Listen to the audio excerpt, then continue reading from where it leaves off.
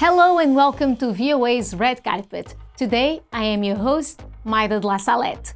On this episode of Red Carpet, we have a recap of this year's American Music Awards, fashion designer Anifa Mvuemba's new ready-to-wear collection, and a new film about the impact of climate change in Africa. Let's begin!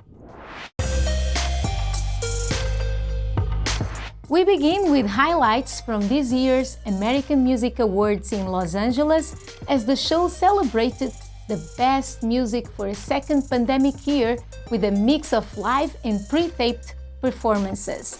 Here's more from the Associated Press. Host Cardi B, who had numerous over-the-top outfit changes, got the crowd going and took home the award for favorite hip-hop song for her hit Up.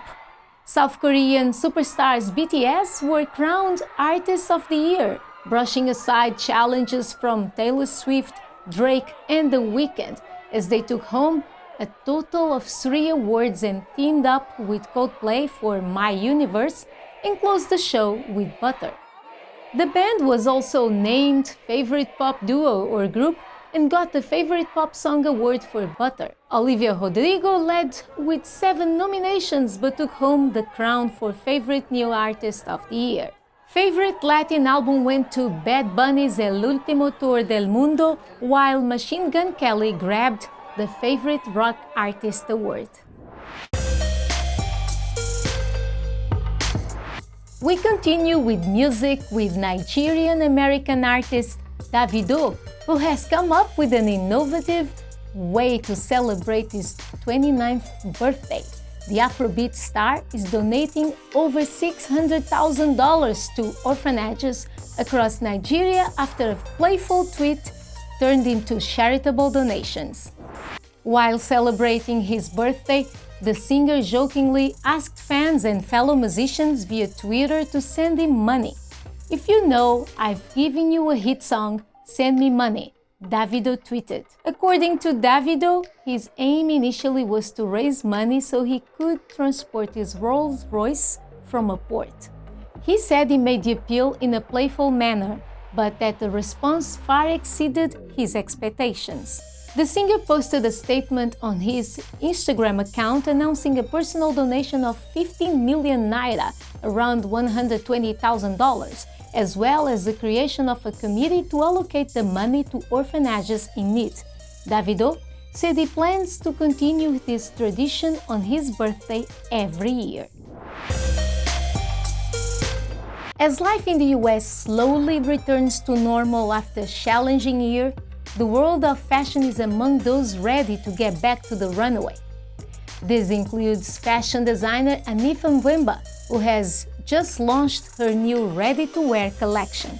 Radia Adam and I went to Anifa's first show at the National Portrait Gallery in Washington, D.C., where the designer celebrated 10 years in business.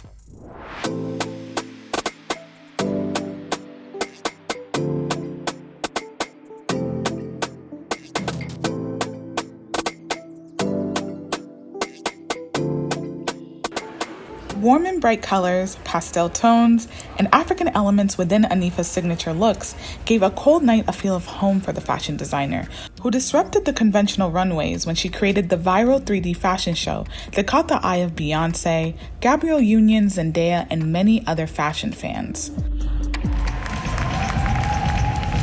At her DC show, she shared how she felt about this 10-year anniversary being celebrated at the National Portrait Gallery with her new Dream collection.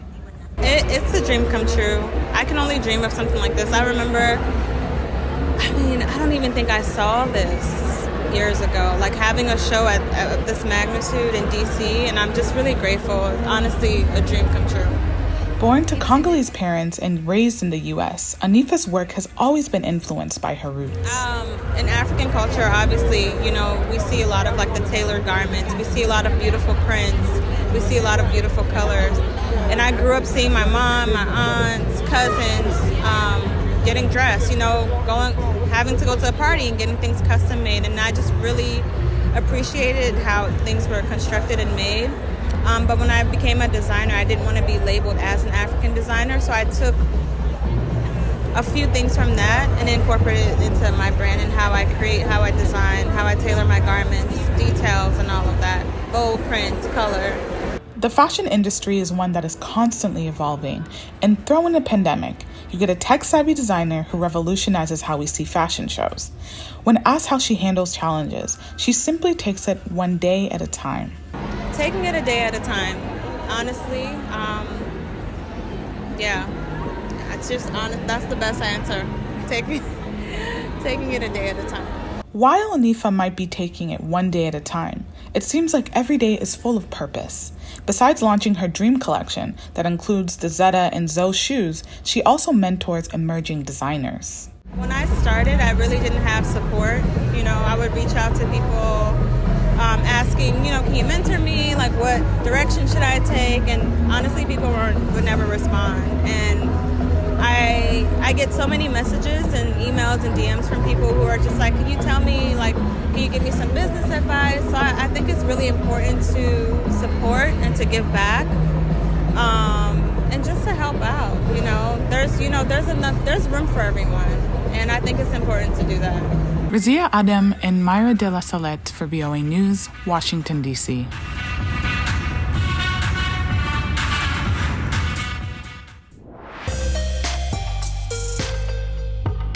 Now to film. A documentary about the impact of climate change in Africa was a highlight of the annual French Film Festival in Los Angeles this year. The festival, City of Light, City of Angels, or COCOA, draws filmmakers from Paris and fans from Los Angeles. Michael Sullivan reports on the documentary Marcher sur l'eau, released in English as Above Water, which is causing a buzz. A Los Angeles gathering of French actors and filmmakers, along with Americans who love international film. Among the annual French Film Festival's offerings this year, a story of survival amid climate change in the Azawak Valley in northwestern Niger. And the children, most specifically, have to do 10 kilometers back and forth several times a day to go get water for the whole village. Taking time away from schooling. Filmed over the course of a year, the French filmmakers returned to the village 5 times. And we're supposed to go 6 times, but then COVID hit and everything was locked down, so we had to cancel this last visit.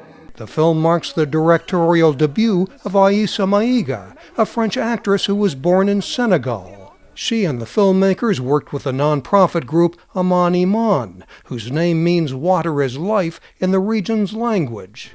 Chronicling the struggle to have a well dug in the village, it's a story now playing out in many other communities. It's really about the emotion of the people there, their life, and through emotion we think we can actually access a change of awareness. Along with raising that awareness, the filmmakers urge viewers to support the expansion of the network of village wells. The festival offers exposure and possible distribution deals for French films and television shows, which have a new audience because of streaming platforms. Like Netflix and Amazon, of course, that they are able actually to create an audience for foreign programs. It's not only French film or European film, as you know, it's also Asian. And it's really a big change in the American culture. As film becomes globalized, he says, it is increasingly addressing global problems. Mike O'Sullivan, VOA News, Los Angeles.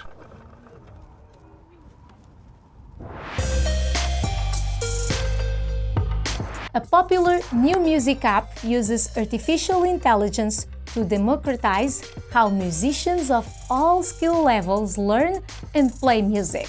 VOA's Julie Taba has more.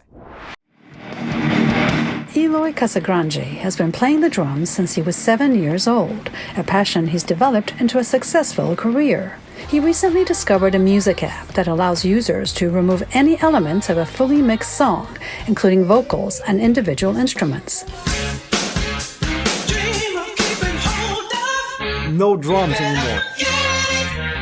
Since I was a kid and I wanted to play a cover, to learn a song in the drums, I had like to record on top of the original drummer. Now I'm able to choose any song to remove the drums. I can create my own drums.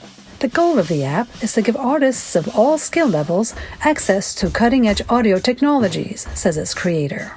So artificial intelligence comes in, and with a technology called machine learning, we're able to train an algorithm to separate that instruments after it's mixed out.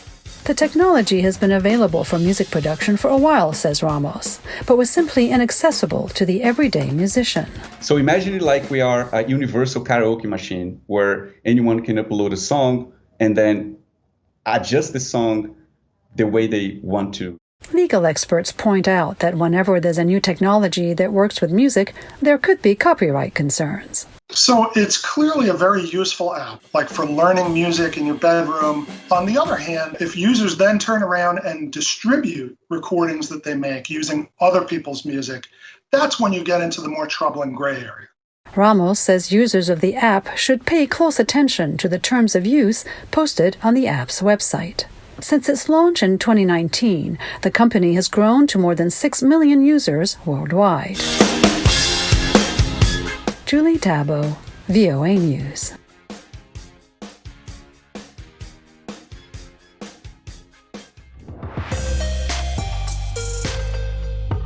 We close the show with music everyone has been waiting for. 6 years after Adele's last blockbuster exploration of heartache and loss, everyone's favorite ugly cry singer of ballads is back, channeling her vocal fireworks to lay bare the emotions she went through during her divorce. In line with her 3 other records, the British artist's highly anticipated new studio album 30 digs into romance with the heart-piercing high notes set to stirring piano arrangements that have made her a household name. The album's first single, Easy on Me, has reigned over the US and British singles charts since its debut a month ago. The new album sees the now 33-year-old megastar marry her classic piano-driven pop with new inflections of Motown, reggae, Afrobeat, and dance music. Alim Keraj, a music journalist and critic, told agence France Presse that Adele's new album is her best yet. I think it's great. It's probably her best work, I think. It's very personal, it's raw, experimental as well, which is not something that I think people were necessarily expecting. I think for an artist who's quite vehemently private, she kind of lets a lot of information out and shares parts of her life that maybe people weren't necessarily expecting. There's one song that features these voice notes with her and her son, and they're talking about her recent divorce, and it's quite moving. I mean, aside from her voice, which is amazing, I think she has this really down-to-earth spirit that immediately opens her up to people. I think people are drawn to that. She's very real, very human. I think this album especially makes her even more so. You know, she's very relatable. And on this album, I think she really pushes that even further. I think people are just going to latch on to the bits of themselves that they see in the songs. Her record drops after years without headlines and a stretch of musical silence, defying pop's current standards of stream-friendly quick hits and an urgent social media presence. Thanks for watching VOA's Red Carpet. I was your host today. I'm Maida de la Salette.